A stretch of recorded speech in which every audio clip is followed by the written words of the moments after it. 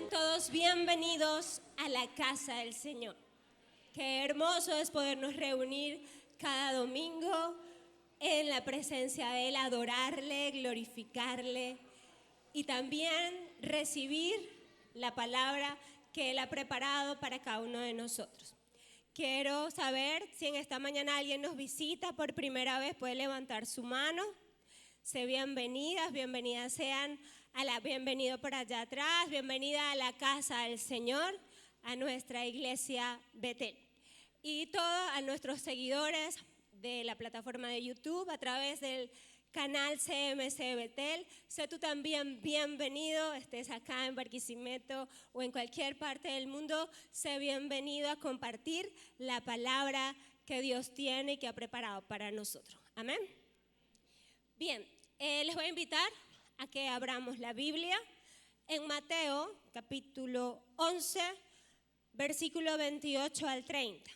Mateo capítulo número 11, vamos a leer 3 versículos allí. Dice la palabra: venid a mí todos los que estáis trabajados y cargados, y yo os haré descansar. Llevad mi yugo sobre vosotros y aprended de mí, que soy manso y humilde de corazón, y hallaréis descanso para vuestras almas, porque mi yugo es fácil y ligera mi carga. Amén. Bien, y en estos versículos que acabamos de leer encontramos una invitación de parte de Jesús y también una promesa. Dice el 28, venid a mí todos los que estén trabajados y cargados. Y el título del mensaje de la mañana de hoy se llama Descansa en Él. Entonces, el versículo 28 es una invitación. Y en otras versiones, como la versión lenguaje actual, dice, venid a mí los que estén cansados y agobiados. Otra versión dice, angustiados y preocupados. Venid a mí los que se encuentren de esa manera. Cargados, cansados, angustiados, preocupados, que yo los haré descansar. Dice la versión latinoamericana, me gusta muchísimo, como dice en este versículo 28.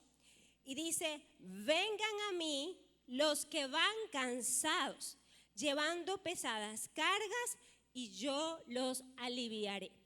Entonces, así como dice esta versión latinoamericana, vengan a mí los que van cansados, vengan a mí los que van llevando cargas pesadas. Y lo asociamos, y lo quiero ilustrar primeramente, con una carga física. Cuando llevamos carga física sobre nuestro cuerpo, inevitablemente nos vamos a cansar, ¿verdad? Yo hago mercado en el Seco Cesola, de frutas, de verduras, y cuando uno sale con esos sacos pesados, cargados, hoy en día tengo un carrito, pero antes no tenía carritos, entonces yo veo como gente levanta esos pesos, esos sacos sobre sus hombros, algunas veces los llevan entre dos, y hay gente que no tiene carro y tiene que caminar unas 3, 4 cuadras hasta la parada, y quizás de la parada hasta su casa tiene que caminar otras cuantas cuadras más. ¿Cómo llega una persona después de haber andado por el camino con una carga pesada? ¿Cómo llega a casa? Cansado, ¿verdad? Entonces las cargas cansan, las cargas físicas cansan. Y no solamente cansan las cargas físicas, sino que también si las llevamos de forma inadecuada, pueden causar consecuencias en nuestra salud. Entonces hay gente que, bueno, por hacer movimientos inadecuados, por levantar carga inadecuada, pues le da un lumbago, se le afecta la zona lumbar, se le afecta la cervical, le da dolores de los brazos, dolores en las piernas, ¿verdad que sí? ¿A cuánto les ha dado un lumbago aquí? Eso pasa por llevar carga de forma inadecuada. Pero también cuando se lleva una carga de forma inadecuada, muchas veces la persona se llega a tender a encorvar, ¿sí? Y se encorva y muchas veces mira al suelo y pierde la visión de lo que tiene por delante. pierde el norte, se desenfoca por culpa de la carga. Y yo una vez, me acuerdo, estaba estudiando en la universidad y ese día, bueno, yo me estudiaba todo el día en la universidad, clase en la mañana y en la tarde me quedaba estudiando, investigaba en la biblioteca y ese día tenía que investigar para una práctica de laboratorio y no era como en estos tiempos que uno googlea todo. Investigar, bueno, eso es googlear y uno teclea ahí en su computadora, en el celular y rápido tiene la investigación. En aquellos tiempos tenía que investigar con libros, ¿verdad? Y saqué como 4 libros, no eran muy gruesos, pero era una carga adicional a lo que ya había llevado. Y de paso ese día perdí el autobús de la universidad, el último autobús que salía a las 6 de la tarde. Entonces me tocó agarrar ruta y me acuerdo que como era tarde, estaba oscureciendo, tomé la alternativa de hacer transbordo. Tomé uno que me llevaba de la universidad hasta la Vargas y de ahí iba a tomar otro. Cuando yo llego, yo cargaba entonces mi morral bien pesado y también cargaba como unos 4 libros en el brazo así estilo, así hacia mí. Entonces llego yo a la parada, llegué a la Vargas para agarrar y vi un Ruta 7. El Ruta 7 vino así como una alegría, eran como 20 para las 7, la cosa estaba ya oscura. No, yo salí corriendo, pero andaba cargada. Andaba con unos libros aquí y no vi un desnivel que había en la acera. Y no vi ese desnivel y me fui de boca. Y esos libros salieron volando por la Vargas y yo me rompí la rodilla derecha, se me rompió el pantalón, pero una herida grandísima, estaba sangrando. Por misericordia, gente me ayudó a levantar los libros. El señor del Ruta 7 me esperó, la misericordia, me monté yo en esa ruta llorando. Me dolía demasiado la rodilla, sangrando, porque yo perdí la visualización del camino, porque la carga no me permitía ver. Y no, el Ruta 7 no me dejaba al frente de la casa. Me tenía que caminar 5 cuadras hasta llegar a mi casa. Y así andaba, cansada de todo el día en la universidad, cargada, con una herida en las rodillas, sangrando, llegué a mi casa. Auxilio, mamá, cúrame.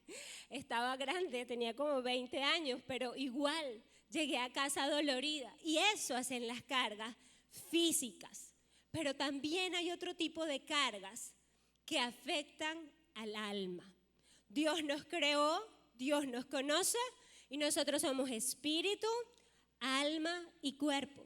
El cuerpo se cansa con las cargas físicas, pero hay otro tipo de cargas que no son físicas que cansan al alma, ¿sí? Que la afligen.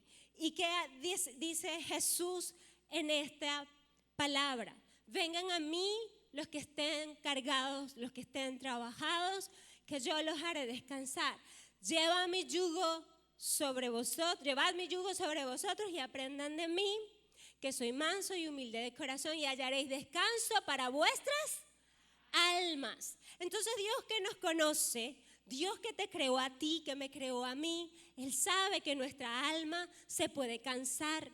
¿Y se puede cansar con qué? Con cargas pesadas que no sabemos llevar o que estamos llevando de forma inadecuada. Y Él quiere que tú y yo descansemos en Él. Amén. Como qué cargas te puede hacer afligir el alma. Mire, cargas a nivel familiar, situaciones en la familia, peleas, discordias, ¿verdad?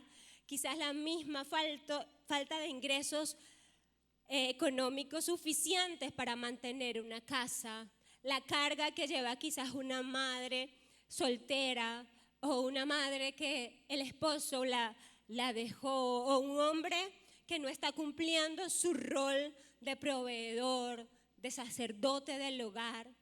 Quizás hijos desobedientes, rebeldes, que no se sujetan a los padres y los padres están llevando esa carga. Quizás un familiar enfermo se viene a convertir, no el familiar como tal, sino la enfermedad llega a afligir a la familia entera porque hay una persona en casa enferma. Vicios, alcohol, droga, cuando llegan a tocar la puerta de la casa de una familia, eso se comienza una aflicción. Ahí hay una situación familiar tensa porque alguien está en droga, porque alguien está haciendo lo incorrecto, porque alguien quizás está en alcoholismo, se está llevando el dinero de la casa y es una carga familiar. Y eso pesa, eso va pesando en la vida de la persona. ¿Y aflige a qué? Al alma. Muchas veces situaciones en el trabajo, cuando las personas están en un empleo que no les gusta o que no reciben la paga suficiente o se sienten maltratados, se sienten de alguna manera mal pagados, entonces allí hay una carga laboral. Hay muchísimos tipos de carga, aún en la parte espiritual, en la parte ministerial. Cuando una persona ha caído en un pecado y no lo confiesa, eso se vuelve la culpabilidad, la conciencia acusando, ¿verdad? Se convierte en una carga que la persona también está llevando. Y eso aflige el alma. ¿Y cuál es la promesa que hay para nosotros?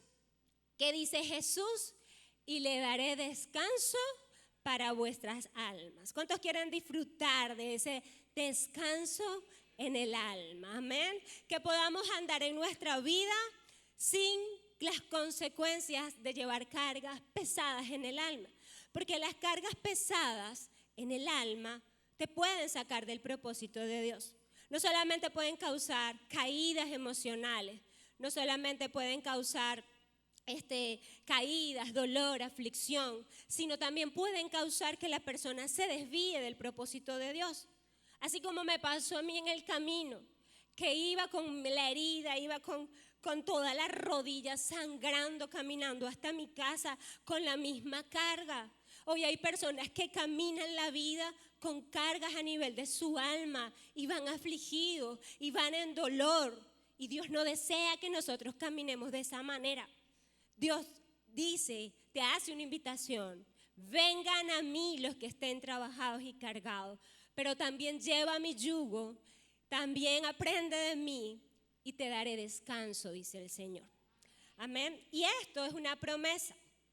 Y aprendí hace muchos años atrás del pastor Robert que en la palabra de Dios hay promesas incondicionales y promesas condicionales.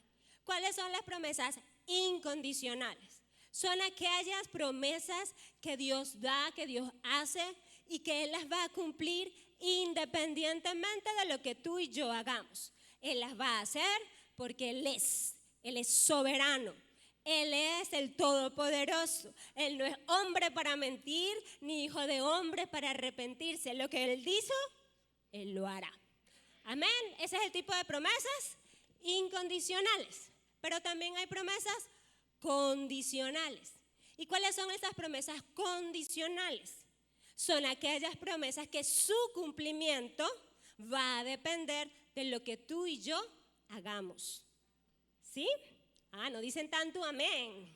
El amén estuvo más bajito. Pero las promesas condicionales dependen de lo que tú y yo hagamos. Hay una promesa condicional que dice, mas los que esperan en Jehová tendrán nuevas fuerzas, levantarán sus alas como las águilas, correrán y no se cansarán, caminarán y no se fatigarán. ¿Cuándo usted la sabe? Es una promesa muy conocida, pero es condicional. ¿De qué depende? De saber esperar en Dios. Entonces, aquel que no espera, aquel que se desespera, aquel que le viene la incredulidad, aquel que tira la toalla, no puede tener nuevas fuerzas de parte del Señor. ¿Me expliqué? Muy bien. Entonces, esta es una promesa condicional. El descanso para nuestras almas no vendrá como un regalo divino de Dios, sino nosotros debemos hacer algo para que ese descanso que proviene de Dios sea una realidad en nuestra vida. Depende de lo que tú y yo hagamos. Habrá gente que caminará la vida con su cansancio, con su fatiga, con su preocupación, porque no hace esto que dice la palabra. ¿Cuántos quieren aprender qué nos dice la palabra aquí que debemos hacer? 3 pasos para poder disfrutar del descanso que Dios promete para el alma. Amén. El primer paso, allí lo ven en pantalla, aceptar la invitación de Jesús y entregar las cargas. Porque Jesús nos dice, llevad mi yugo, ¿qué dice Jesús? Venid a mí los que estén trabajados y cargados. Esa es una invitación. Entonces hay que aceptar la invitación de Jesús. ¿Qué dice en 1 de Pedro, capítulo número 5, versículo 7? Echando toda vuestra ansiedad sobre Él, porque Él tiene cuidado de vosotros. ¿Echando qué? Toda. ¿Qué significa toda? Toda la ansiedad, toda la preocupación, todas las cargas, que nos podamos acercar confiadamente ante Dios para entregar eso que te aflige, esa situación que te está cargando, que te está cansando a nivel del alma. Y en el alma, ¿qué encontramos? Nuestra voluntad, nuestros sentimientos, nuestras emociones y nuestros pensamientos. Entonces el alma se cansa y vienen entonces pensamientos de desánimo, viene que ya no lo voy a hacer, viene y el diablo empieza a mandar mensajes negativos a la mente cuando encuentra un alma cargada, un alma cansada. Entonces allí necesitamos tener mucho cuidado y ese primer paso es entrega, ¿sí? Dice Santiago capítulo número 5 versículo 13. ¿Está alguno afligido entre vosotros? ¿Entre vosotros afligido? Haga oración. ¿Está alguno alegre? Cante alabanza. ¿Dónde se entregan las cargas? En la oración. ¿Dónde se entregan las cargas? En el lugar santísimo. Allí yo voy a entregar mi carga. Allí voy a decirle al Señor, te entrego esto, mira esta situación, mira lo que me aflige.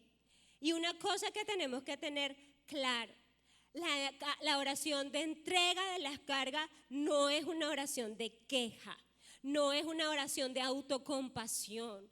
Pobrecita yo, Señor, mira lo que estoy viviendo en el trabajo y mira qué injusto y que yo no me merezco esto. Señor, mira a mi hijo, mira a mi esposo. No, Dios te conoce lo que estás viviendo. Pero en esa oración de entrega, ¿qué vas a hacer? Vas a reconocer que tienes la necesidad de Dios que actúe en tu vida. Amén. Cuando reconocemos la necesidad de Dios, entonces Dios se mueve a nuestro favor. Dice la palabra, bienaventurados los pobres de espíritu, porque de ellos es el reino de los cielos. Y la versión en palabra de Dios para todo dice, afortunados los que tienen necesidad de Dios, porque el reino de Dios les pertenece. Cuando nosotros reconocemos la necesidad de Dios, el reino de Dios viene a tu vida, el reino de Dios viene a tu casa, el reino de Dios viene a tu lugar de trabajo. Eso pasa cuando nosotros vamos a la presencia de Dios a reconocer que necesitamos de Él. No a quejarnos, no a autolamentarnos. Amén. ¿Sí me estoy explicando? Les quiero dar unos ejemplos en la palabra del Señor. Voy a tomar como ejemplo en primer lugar a Ana. Esa historia está en primer libro de Samuel, capítulo número 1. Y Ana era una mujer que estaba casada con un hombre llamado Elcana. Y Elcana tenía 2 mujeres. En ese tiempo era permitido tener 2 esposas. Ahorita no. Que el hombre sea marido de una sola mujer. Amén. Y la mujer también. Ajá. Entonces tenían 2 esposas, una llamada Ana y una llamada Penina. Y Penina era una mujer que ya había engendrado y tenía hijos. Y dice la palabra que Elcana amaba a Ana, pero Ana no había podido tener hijos. Y esto la afligía. Y de paso, entonces, Penina, que se había convertido en su rival, la molestaba, la irritaba, se burlaba de ella. Yo no sé por qué el Cana amaba más a Ana. A lo mejor Ana cocinaba más rico, a lo mejor Ana lo atendía mejor, a lo mejor Ana, no sé, era más linda que Penina. Pero dice la palabra que Ana estaba en aflicción. Esa es una situación tensa en su casa. Y llegaba y no comía, lloraba. Y de paso, el Cana, un hombre, bueno, su esposo la podría haber amado, pero no la entendía. No la entendía para nada. Él le llegó a decir, ¿por qué no comes? ¿Por qué lloras? ¿No te soy yo mejor que 10 hijos? Mire qué autoestima tan alta, ¿no? Ni siquiera no te soy yo mejor que un hijo. No te soy yo mejor que 10 hijos. No, este sí estaba bien con una autoestima por allá, por la estratosfera. Entonces no la entendía. Imagínense la situación familiar de Ana. Ana estaba afligida. Ana tenía el deseo de engendrar, de tener generación, de tener descendencia. Pero esa situación era una situación bien tensa. Yo, gracias a Dios, no viví en ese tiempo de que había que compartir el esposo. Imagínense por ahí, la cosa ya está ruda. Tener que compartir el esposo. La rival venía y la molestaba. No tenía hijos. El esposo no la entendía. Y entonces hay situaciones familiares que pesan y que afligen al alma. Un hijo en drogas, hijos en desobediencia, en rebeldía. La infidelidad cuando llega a un matrimonio es una carga pesada que toca llevar y que muchas veces llega y causa la destrucción de un matrimonio. La infidelidad es una carga que muchas mujeres la han llevado hasta salirse del propósito de Dios por no saberla llevar, por no saber cómo conducir su vida. Y ahí quien gana es Satanás.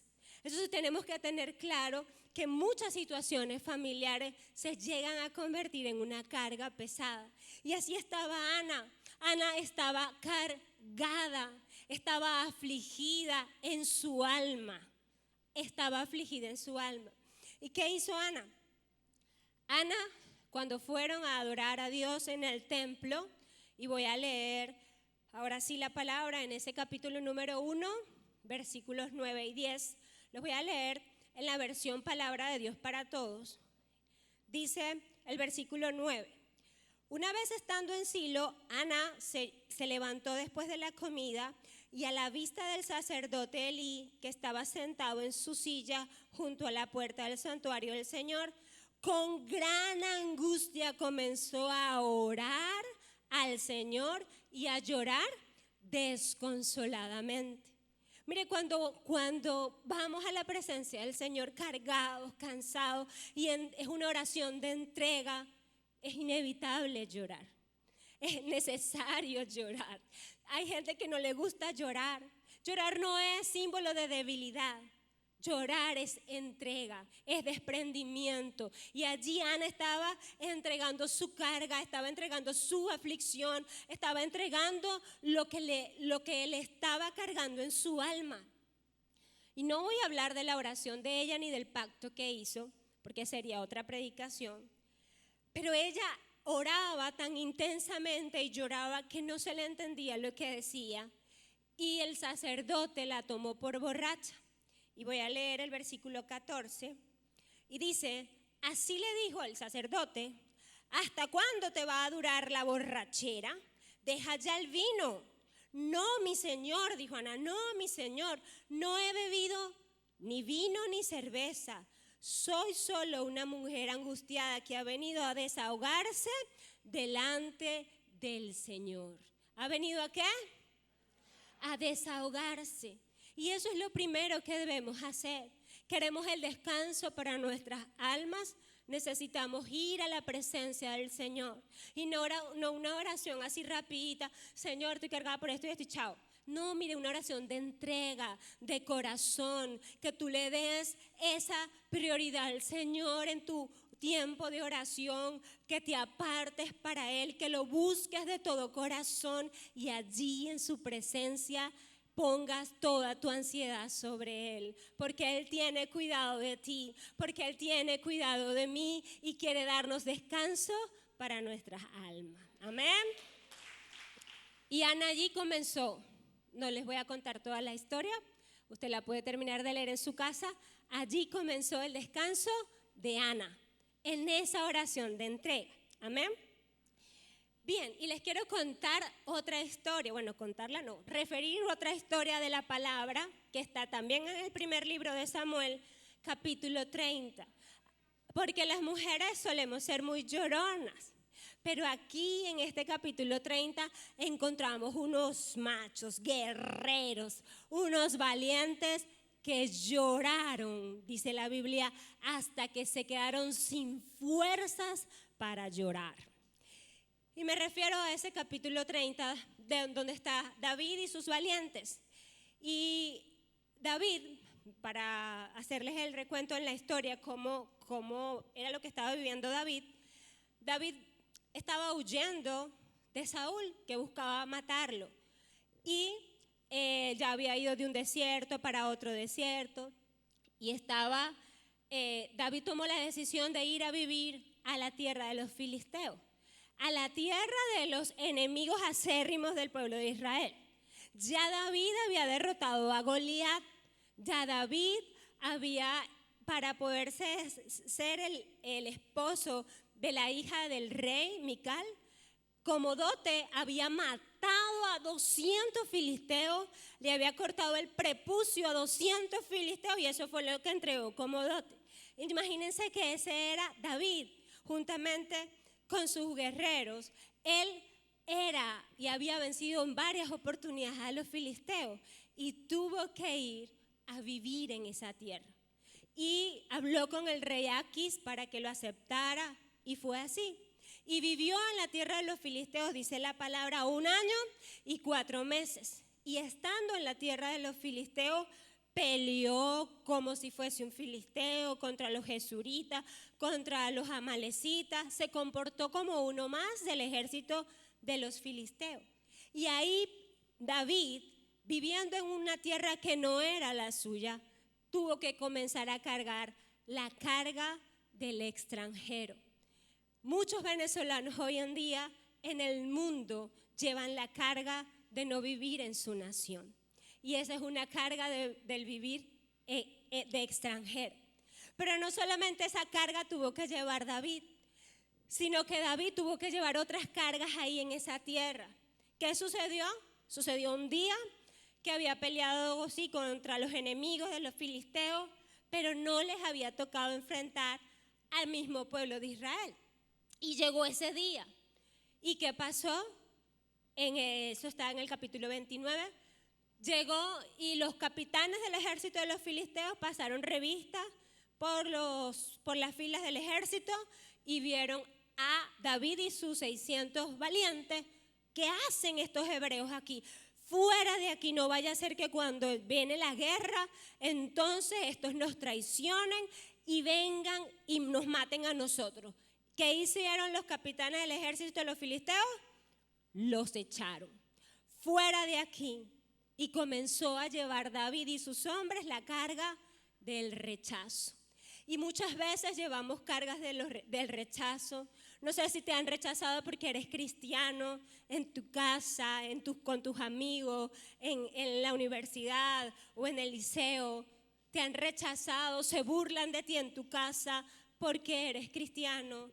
O la etiqueta, ¿verdad? Porque los filisteos dijeron, estos hebreos, a lo mejor te han etiquetado con evangélico, o te han etiquetado por algún defecto físico que tienes, etcétera. Muchas etiquetas. Y viene a llevar la carga del rechazo. Y el rechazo pesa también. Y hay gente que vive con esa carga que no se la ha entregado al Señor. Mire, y no solamente pasó eso, sino que luego David es echado del ejército, ¿verdad? Y lo mandan a su casa. Aquis le había dado un territorio para que viviera con sus esposas, con las esposas de los 600 hombres, para que tuviera animales y todo lo demás. Y ellos, ahora sí voy a leer la Biblia, se fueron de allí hasta la ciudad de Siclac. Y voy a leer en el primer libro de Samuel, capítulo 30, versículo 3. Dice la palabra del Señor: vino pues David con los suyos a la ciudad, y aquí que estaba quemada, y sus mujeres y sus hijos e hijas habían sido llevados cautivos. Entonces David y la gente que con él estaba alzaron su voz y lloraron hasta que le faltaron las fuerzas para llorar. Allí ellos se derramaron en lágrimas, se derramaron porque empezaron a llevar la carga de la pérdida. Mira, fue una pérdida económica, le quemaron todo lo que tenía. Fue una pérdida familiar, se llevaron cautivos a sus mujeres, a sus niños, a sus hijos, a todo el mundo. Ahí no quedó nada. Y a veces toca pasar por la pérdida económica, porque perdiste quizás tu capital en un negocio, porque quizás te estafaron, porque quizás prestaste un dinero que nunca te pagaron, que nunca te devolvieron, o llegaste a experimentar la pérdida familiar. Hay gente que sus hijos no han muerto, sino que se fueron de Venezuela, y he conocido personas ya mayores que llevan ese dolor, esa carga de la pérdida de sus hijos, porque se fueron de Venezuela y están solos aquí. Eso es una carga que pesa. Y ellos, estos hombres, experimentaron la pérdida, experimentaron el dolor, la carga de la pérdida. ¿Y qué hicieron? Lloraron. Pero dice la palabra: bienaventurados los que lloran, porque ellos recibirán consolación. Amén.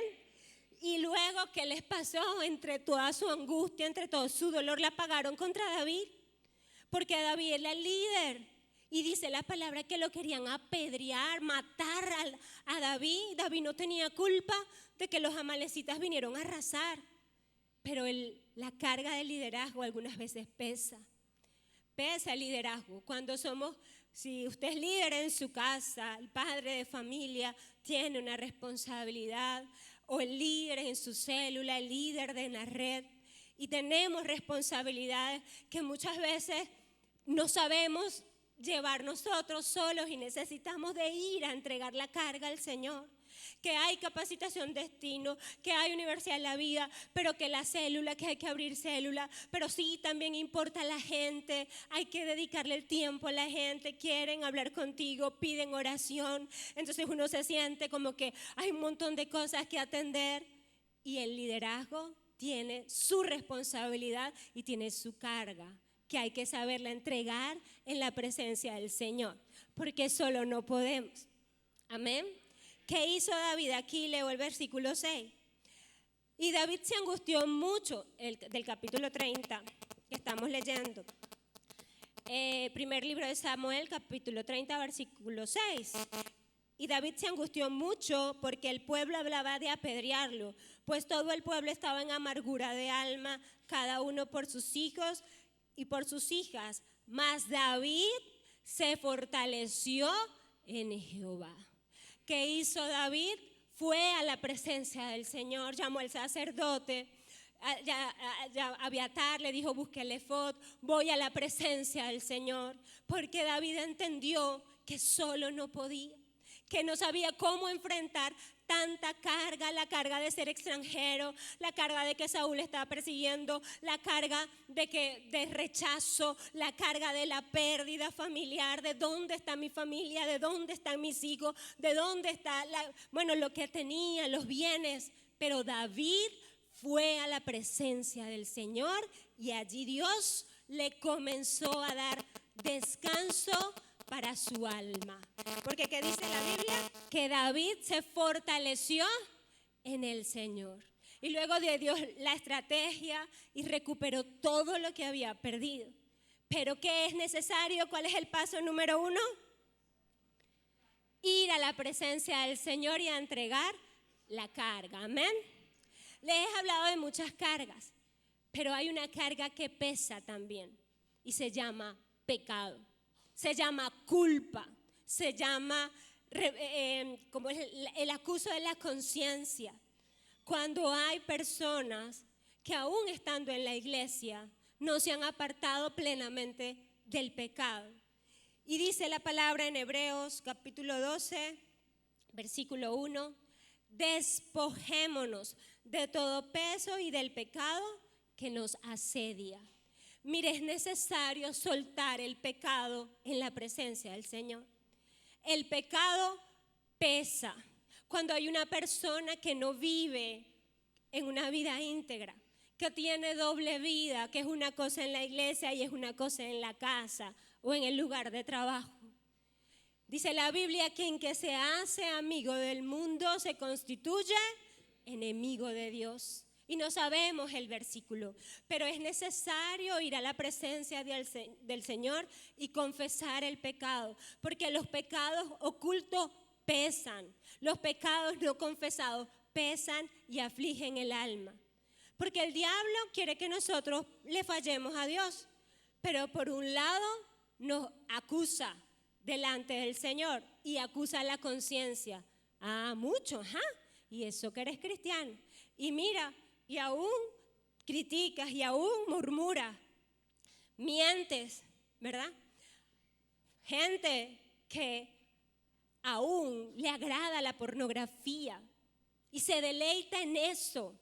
Eso, esa persona aún disfruta los deseos de la carne, disfruta los placeres. Mire, eso es pecado.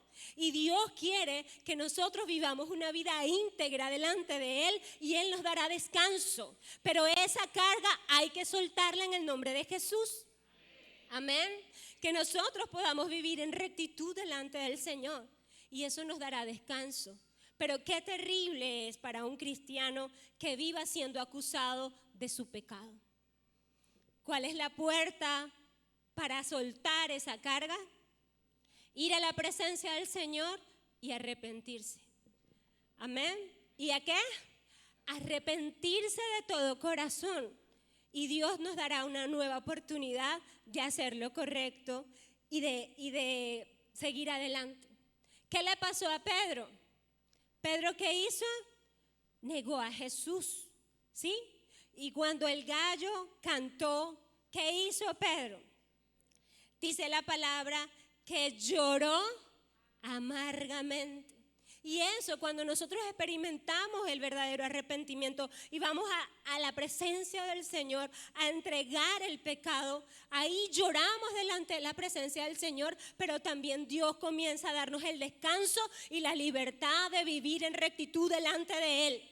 Pero es necesario pasar por el arrepentimiento. Es necesario entregar la carga. Amén. Y ese es el primer paso. Entonces el primer paso es aceptar la invitación de parte del Señor a entregar la carga, que dice: vengan a mí los que estén trabajados y cargados, que yo los haré descansar. Pero hasta ahí no llega lo que tú y yo debemos hacer. Les expliqué que era una promesa, ¿qué? Condicional. Y hay que hacer otras cosas. ¿Y qué más hay que hacer? Versículo 29. ¿Qué dice el versículo 29? Del pasaje, por supuesto, del que les hablé en Mateo, capítulo número 11, versículo 29. Dice: llevad mi yugo sobre vosotros. Y ese es el segundo paso. El segundo paso es llevar el yugo de Jesús. Bueno, pero entonces el primer paso sonó a descarga, a entrega. Y el segundo paso le suena a como a peso. Yugo tiene varios significados y se los quiero explicar.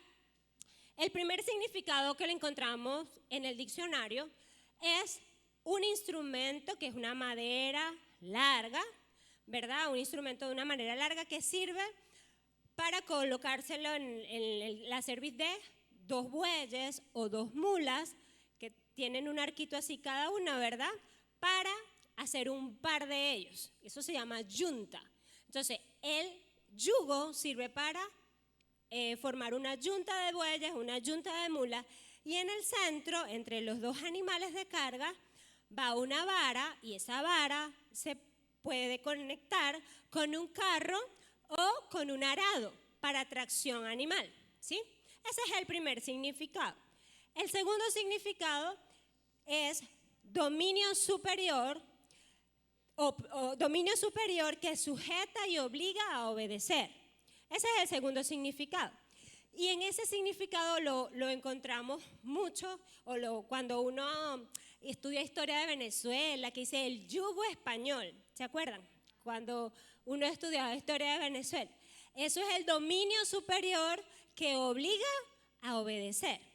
Y lo tercer concepto, carga pesada, prisión, atadura, etc. Entonces en la Biblia encontramos la palabra yugo muchas veces con la connotación del segundo significado. Cuando el pueblo de Israel fue subyugado bajo el dominio de los enemigos. Entonces el contexto es prisión, el contexto es servidumbre, esclavitud. Entonces el pueblo de Israel estuvo bajo el yugo de ciertos enemigos que lo hicieron ser un pueblo en servidumbre, en esclavitud. Pero ese no es el significado que Jesús tomó aquí de yugo. ¿Por qué? Porque ¿qué dice la palabra? No los llamaré más esclavos, sino amigos. ¿Sí han escuchado esa palabra? No los llamaré esclavos, sino amigos, porque el amigo sabe lo que quiere su Señor, ¿sí? Entonces, el significado de la palabra yugo que le tomó aquí Jesús es el primer significado. Le dice, lleva mi yugo y aprende de mí. ¿Por qué dice Jesús eso? Nos dice, lleven mi yugo. El yugo, y él se está comparando con ese animal de carga que no puede tener un movimiento como él quiere. No, el animal que es enyugado tiene sus movimientos limitados por alguien que lo conduce con un propósito de servicio. Amén. Eso experimenta el animal que está enyugado. ¿Y qué dijo Jesús? En Juan capítulo 5, versículo 30, dice, no puedo yo hacer nada por mí mismo. Según oigo, así juzgo, y mi juicio es justo, porque no busco mi voluntad, sino la voluntad del que me envió, la del Padre. Entonces Jesús nos dio el ejemplo. Jesús se sometió a la voluntad de Dios. Jesús dejó dirigir sus pasos con un propósito que era salvarnos a ti y a mí. Él llevó el yugo de la obediencia al Padre por amor a ti y a mí, para que por su sangre fuésemos nosotros limpiados de todo pecado y tuviéramos nuestra herencia, la vida eterna. Amén. Entonces, ¿qué significa lleva mi yugo? Cuando Jesús dice lleva mi yugo, nos está diciendo a nosotros, decide, porque no es obligado, decide con humildad hacer mi voluntad. Que sea y que aceptes que quien dirija tus pasos sea nuestro Dios. Eso significa llevar el yugo del Señor.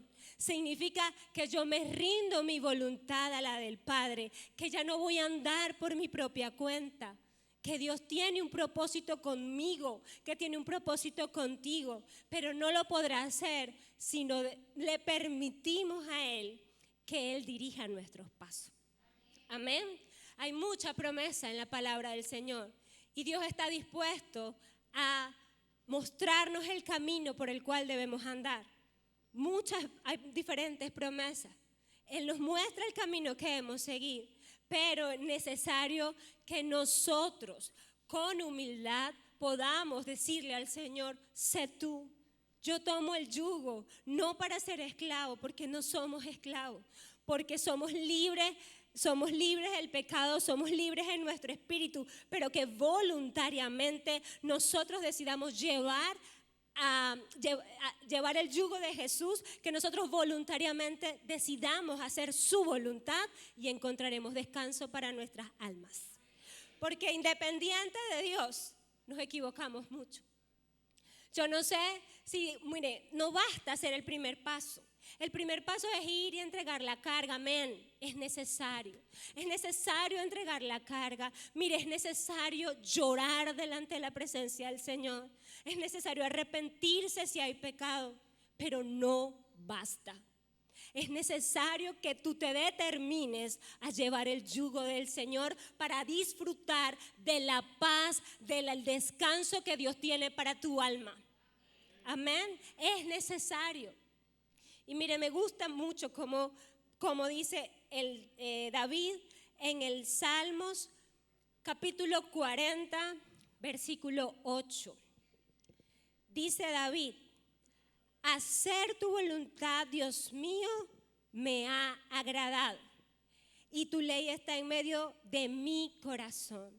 Mire, que tú y yo podamos decir: hacer tu voluntad, Dios mío, me ha agradado. Porque llevar el yugo de Jesús es un acto voluntario. Mire, que es que usted decida hacer la voluntad del Señor. Es que usted le permita a Dios dirigir sus pasos, no desviarse ni a izquierda ni a derecha de lo que Él tiene, y podremos vivir con nuestra alma reposada, con nuestra alma tranquila y no angustiada y no en dolor y no en aflicción, porque estaremos reconociendo a Dios, a Jesús, no solamente como mi Salvador, porque hay gente, sí, yo creo que Jesús murió por mí, que derramó su sangre en la cruz de Calvario, pero Él no solamente quiere que tú le reconozcas que Él murió por ti en la cruz del Calvario, Él quiere ser el Señor de tu vida, Él quiere ser el Señor de tu corazón. Eso es llevar el yugo de Jesús. Eso es llevar el yugo de Jesús. Y este salmo lo busqué en la versión latinoamericana y me reveló algo que, wow, nunca antes lo había leído. Este mismo versículo que le leí 48 en la versión latinoamericana dice: he elegido, mi Dios, hacer tu voluntad, y tu ley está en el fondo de mi ser. ¿Eh qué? Diga, he elegido hacer tu voluntad. Eso es llevar el yugo del Señor. ¿Cuántos eligen hacer la voluntad del Rey? Yo decido hacer la voluntad del Señor porque reconozco que con Cristo se vive mejor. Yo reconozco que con mi Padre se vive mejor. Yo tomo y decido llevar el yugo porque con Cristo soy feliz, porque Él dirige mis pasos, porque con Él puedo descansar, puedo tener mi alma en reposo y no en aflicción y no en dolor. Pero hace falta obediencia, hace falta determinación en tu voluntad de llevar el yugo del Señor. Amén. Muy bien. Paso número 3. Si aceptamos llevar el yugo, también Jesús nos da una tercera instrucción en el mismo versículo 29 de lo que leímos, que dice: aprendan de mí que soy manso y humilde de corazón y hallaréis descanso para vuestras almas. Dice ese versículo 29. Entonces, paso número 3, aprender de la mansedumbre y de la humildad de Jesús. Amén. Jesús demostró muchísimas virtudes aquí en la tierra. Y de esas virtudes que demostró, 2 son esenciales para poder llevar el yugo de Jesús. Sin la mansedumbre y sin la humildad no podremos llevar el yugo de Dios. No lo podemos hacer. Y por eso es que Jesús se pone como ejemplo y dice: aprendan de mí, que soy manso y humilde de corazón. ¿Qué es ser manso? Mire, manso No es esa persona torpe, esa persona que se equivoca, esa persona que hace las cosas mal. Ay, pero qué manso, mira, perdió el gol que lo tenía ahí mismo. Qué manso, mira cómo dejó esto, lo dejó todo regado. No, mire, manso no es torpe, ni tonto, nada de eso. Manso tiene un significado diferente, real. Y es una persona moderada, una persona tranquila, una persona que sabe controlar sus emociones. Mire, Jesús se puso bravo. En los evangelios encontramos, Jesús se molestó, pero Jesús no llegó a una ira descontrolada, ¿ok? Entonces eso es una persona mansa. Si Jesús no hubiese sido manso, no muere por ti, por mí en la cruz, se baja de esta cruz. No, yo aguantando aquí tanto sufrimiento por esta gente, no, se baja de ahí. Pero él fue manso y cumplió el propósito que Dios le había determinado. Y nosotros, para poder llevar el yugo de Jesús, necesitamos ser mansos. Y la mansedumbre no es más que una parte del fruto del Espíritu Santo. Y el fruto del Espíritu Santo lo encontramos descrito en Gálatas, capítulo número 5, versículo 22 y 23. Muchos no sabemos el versículo.